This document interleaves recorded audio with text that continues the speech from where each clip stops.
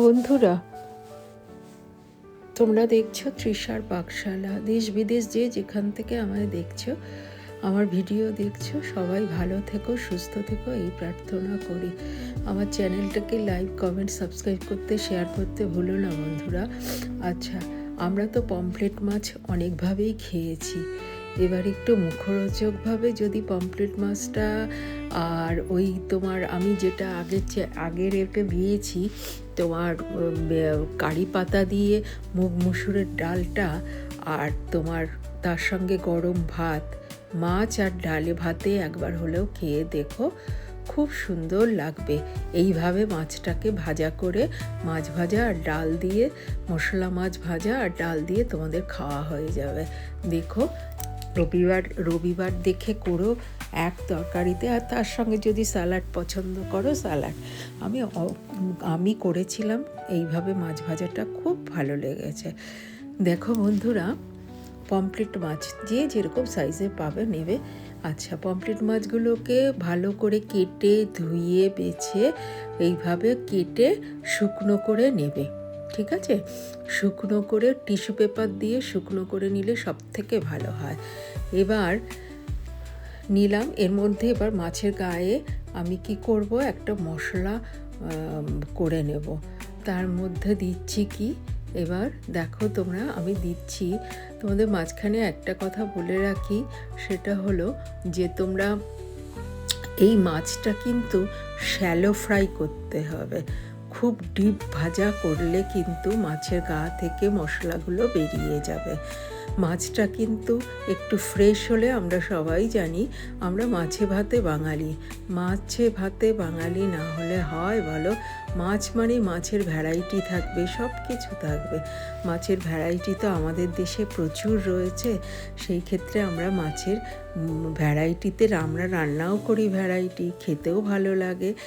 দেখো, এবার কেটে রাখা মাছগুলোতে আমি ওই মশলাগুলো মাখিয়ে দেবো। আচ্ছা, এবার দেখো মশলার মধ্যে আমি কি দিলাম।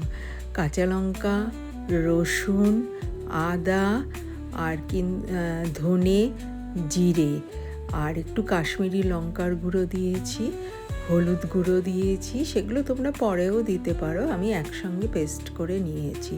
হলুদ গুঁড়োও দিয়েছি, কাশ্মীরি লঙ্কার গুঁড়োও দিয়েছি, আর তার মধ্যে কিন্তু একটু লবণও দিয়েছি। জল দিয়ে পুরো মশলাটা পেস্ট করে নিয়েছি। আর তারপরে আর এই মাছ ভাজাগুলো আরও একটা জিনিসের সঙ্গে খুব ভালো লাগে, সেটা কিন্তু তোমরাই বলবে, আমি বলবো না।